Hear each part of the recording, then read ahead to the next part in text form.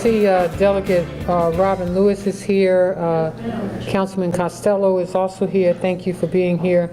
I'm joined by Andrade of the Sustainability Coordinator for the Office of Sustainability, Andy Cook, Environmental Planner, Office of Sustainability.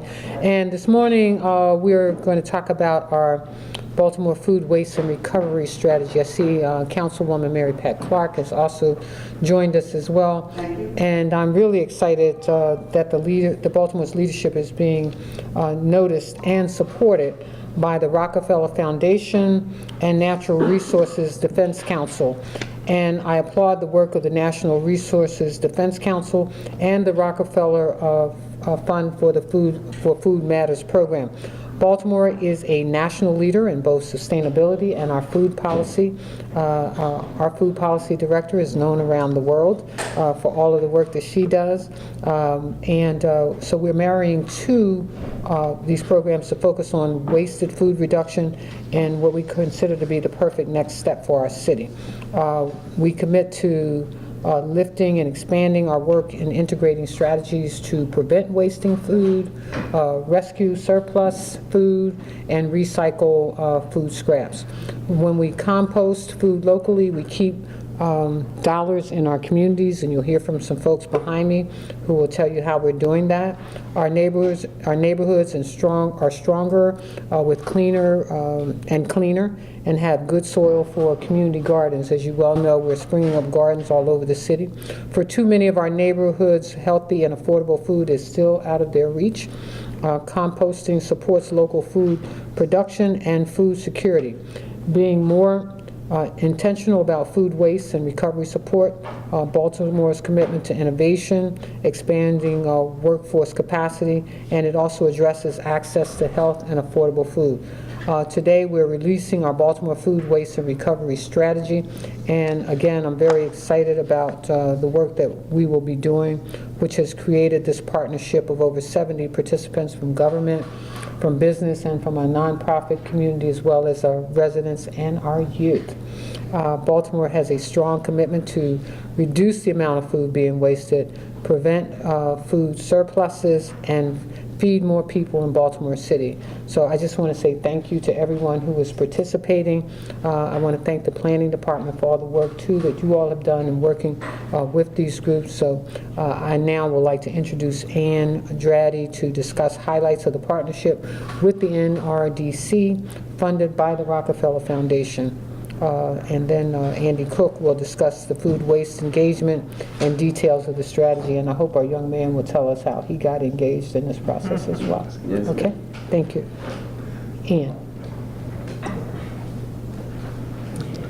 Thank you, Madam Mayor. I want to reiterate our excitement around this new partnership with Natural Resources Defense Council funded by the Rockefeller Foundation, and say that we are one of 2 pilot cities in the country chosen. The other one is Denver, and if not for the commitment of Mayor Pugh, we would not have been chosen for this, with her commitment towards sustainability and healthy food access to all our residents. There are 3 parts of this partnership that we're just starting. One of them is reducing food waste, and one of the things we'll be doing with NRDC and the Ad Council is rolling out a Save the Food campaign. And it's already on a couple of our billboards in the city, but we're going to be rolling that out over the next few months through other media outlets, and that will be educating residents on what they can do around food waste and what their role is in that.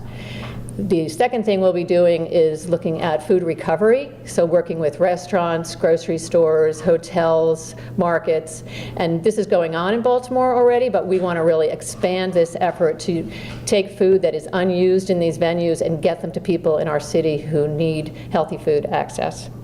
The third part of this is recycling our food scraps. Even if we're 100% and we're really at zero waste, as our council is pushing us to do, we're still going to have banana peels and other things that we're going to have to recycle.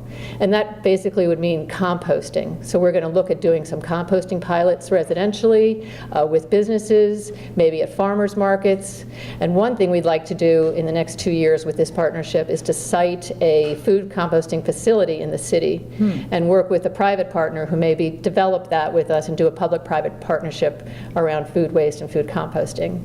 And people call the product of food composting is often called black gold. I mean, it's a really valuable product when you're using food waste and leaves and trees and other scraps. And that can be sold. We can have a business off that, selling to people. And also, since our growing urban agriculture population needs to bring in soil, because our soils have lead and other things, if we have a facility in the city, that might be a way that we could get rich composted soil to our urban farmers. So it's really exciting that we're doing this partnership. It's going to allow the Office of Sustainability to hire a full-time person for 2 years to work exclusively on these issues. The funding will provide that. We're also receiving a great deal of technical assistance from the Natural Resources Defense Council, and then additional funding to be able to grant out to organizations who are working in these areas to lift up the work they're already doing. So we're thrilled about that. And as the mayor mentioned, today we're releasing our Baltimore Food Waste and Recovery Strategy, and Andy Cook from the Office of Sustainability is going to talk about that. Andy. Thank you, Ann. Thank you, Madam Mayor. Good morning, everyone. So this food waste strategy is a part of a larger program coming out of the Office of Sustainability called Waste to Wealth. And the mission of Waste to Wealth is really attempting to spur economic growth through smart waste diversion practices. So the Waste to Wealth program looks at 3 waste streams specifically. One is wood waste. The progress we've made with that so far is the wood reclamation efforts going on over at Camp Small, the Rec and Parks facility where all the wood waste for the city goes. The second piece is construction and demolition debris. We've worked with housing on projects to make deconstruction more viable as a more viable alternative to demolition. And we've worked with the Department of Public Works on the Neighborhood Grow Center program, which is seeking to get those deconstructed materials out into the community to be reused for greening projects. The third piece of it is food waste. And the goal of this is to really capture both edible food, as Ann mentioned, that could still be used to feed people, as well as food scraps that can no longer be used in that method. So we began this process 2 years ago.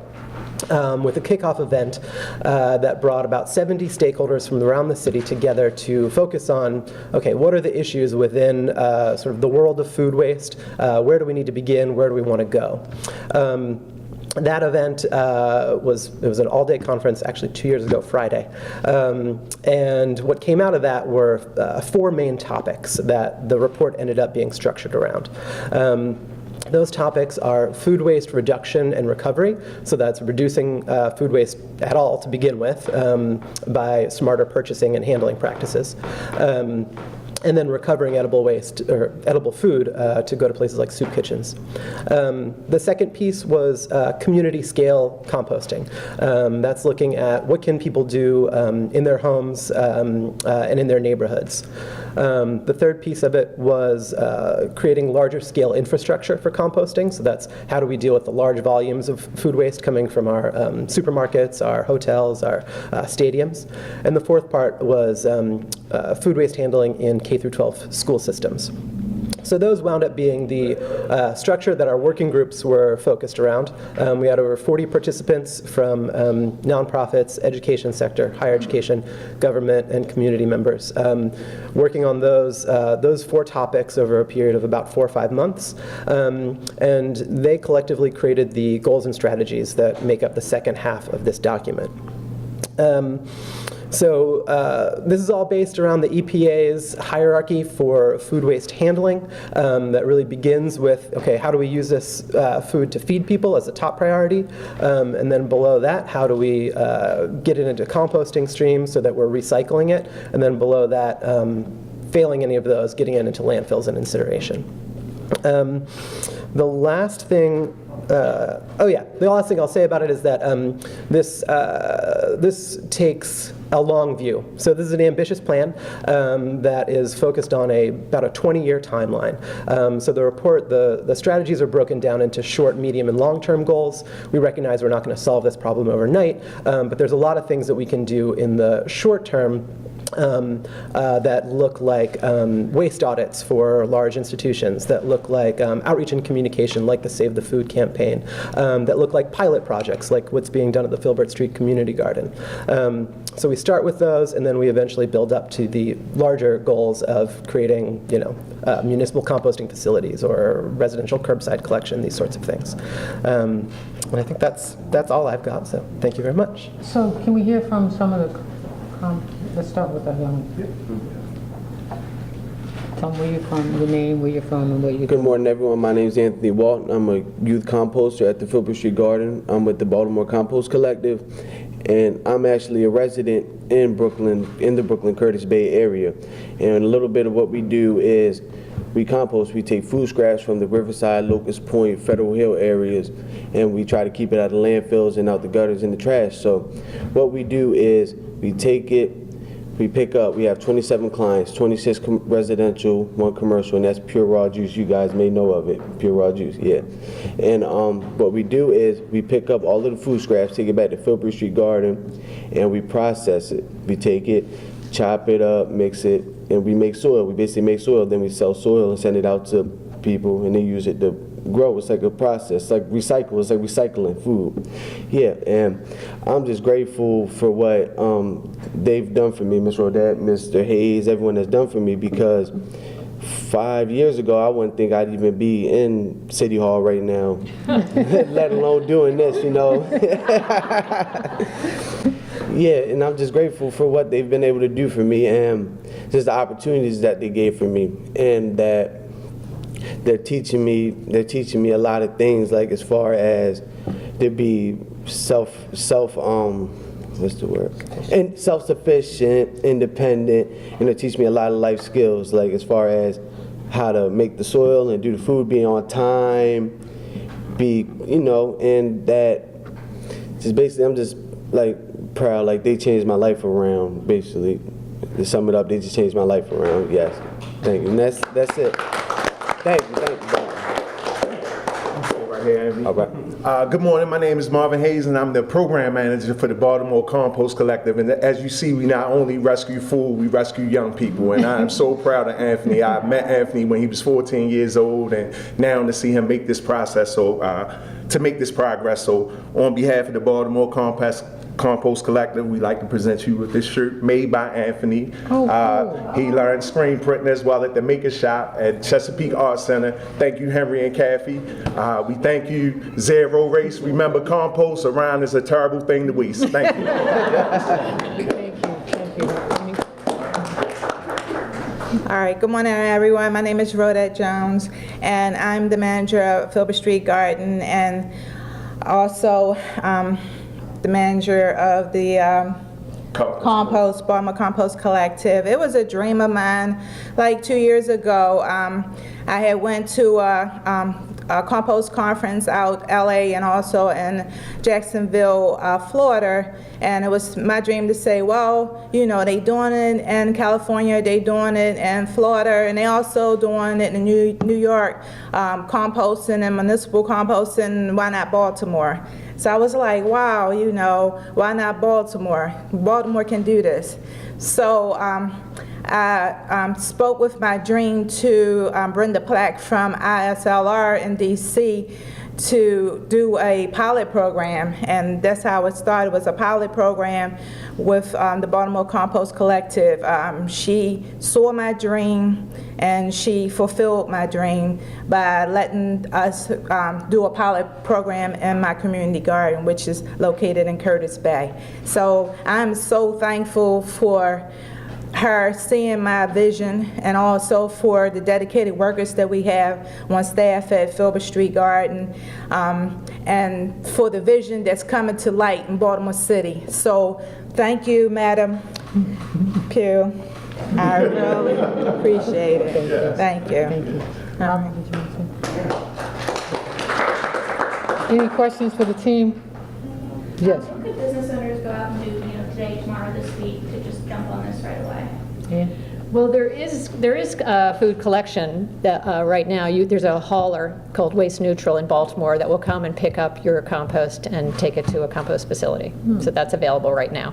And what's your last name? Draddy, D-R-A-D-D-Y. Is there a number for that? Live Kuchara could have done? Excuse me? Is that something that Live Kuchara could have done on Sunday when they just started the tomatoes? I didn't read that story, but it's possible that could have happened. So there's a restaurant in Baltimore that had a tomato festival and then discarded the tomatoes in the Jones Hall. Oh, you're kidding? Wow. Yeah. So what's the name of the The company? name of the company is Waste Neutral. It's run by a former sustainability commissioner, Keith Lasoya.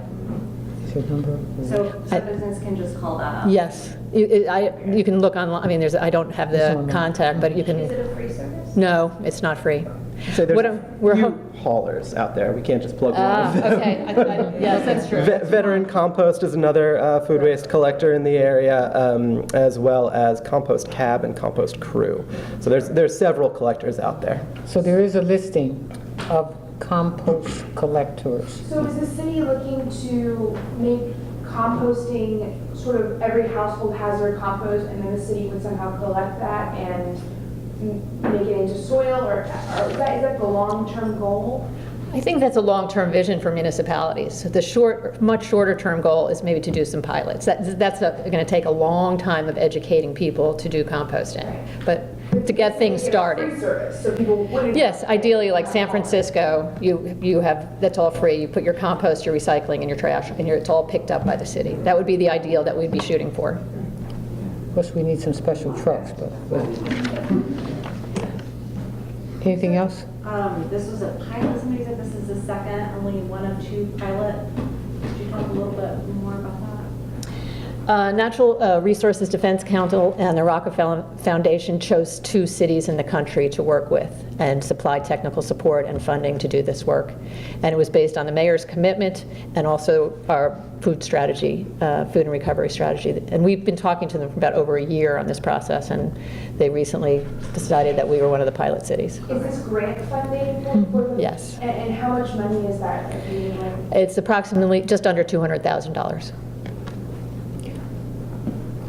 Any more? What is that going to go toward, the 200,000? We'll hire an employee for 2 years on that, and we'll also be able to grant funds to organizations who are involved in this work to kind of expand and uplift what they're doing.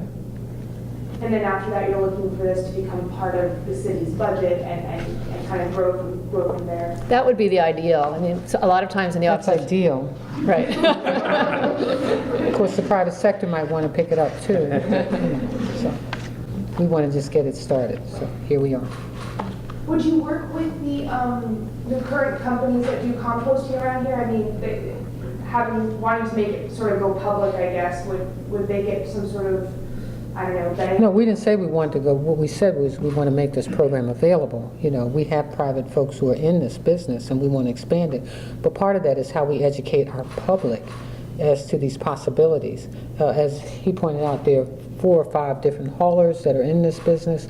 We've got communities that are composting and are being able to earn as they continue to do this work. So we're not trying to get, again, this is the recovery strategy. I think somebody said it's possibly a 20-year plan, but we want to get there. We want to not just waste food, and that's what this is all about.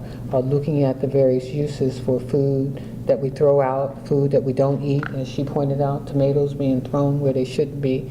Let's make sure we do the right thing by food, besides eating it. Okay. Anything else? Okay. Thank you. We'd like to ask you a couple of questions. Oh, really? Jane, go ahead. No, we're good. Okay, thank you. Really? How did I know that?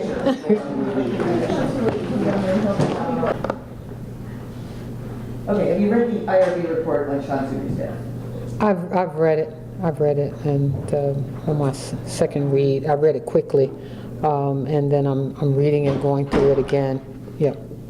Do you have any thoughts on its conclusion? No, I don't. I'm waiting to see what the coroner does, and so we're waiting. To this point, there's a... Let me just say this first. There's a lot of information in there, and there certainly is information that we certainly were not aware of, and so I want to hear it from the presenters of the report, and I am understanding that there will be a session which we'll get an understanding from them as to what is included in the report, how they came to those various conclusions.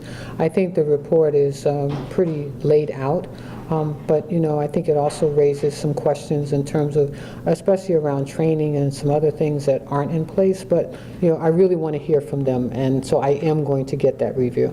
Do you agree with their conclusion that this was a self-inflicted wound? Well, I don't think it's for me to come to that conclusion. I think the report comes up with a conclusion, and so I will, again, wait to hear from them and have a conversation with them. So you're planning to have a session with Oh, yeah, IRB absolutely, members? yes. And do you know when that will be? It should be within the next week. Have you had conversations with the Suter family since this report has been released? I had a conversation with the Suter family prior to the report being conducted. Both Commissioner D'Souza and myself former Commissioner D'Souza met with Mrs. Suter prior to tell her that we were considering doing a outside investigation. And one of the things that she's always said to me from the very beginning, and that was even during the time I spent with her in the hospital, was knowledge of the truth. And so, so I talked to her before then. I talked to her before receiving the report. And, I think that she was upset with what possibilities might exist in that report.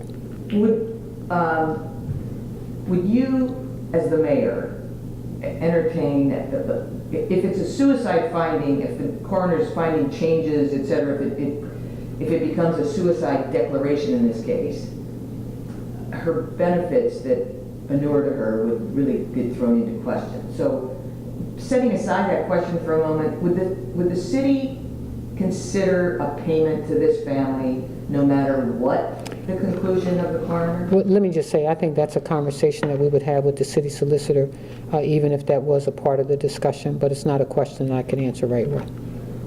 The other question I have is about Kevin Davis, the former police commissioner who terminated his tenure, has been very critical of this report. And how do you respond to that? Well, I think the report is also very critical of him as well, but I think everybody's entitled to their opinion. I think people will shape various opinions. Again, there was information in this report that we learned as a result of this report. Okay? Thank you. Madam Mayor? Yes. Can you talk about what the city is going to be doing about the school closings because of the weather? So let me just say this. We asked for a plan as it relates to air conditioning and the problems that we faced last winter. I asked the school CEO to put together a plan. When I spoke to her earlier this week, she said there was a plan in place as it relates to the heating system. I guess I should have asked about the air conditioning as well. But all of this is a part of the system of heating and cooling our schools. I've since talked to the head of Baltimore Gas and Electric, and we'll be putting together a private-public partnership to address this, because as has been budgeted, there are monies budgeted to deal with this problem, but we can't keep our children out of school. We have to have our children in school. If we want our children to be competitive, they have to be in the building. Thank you.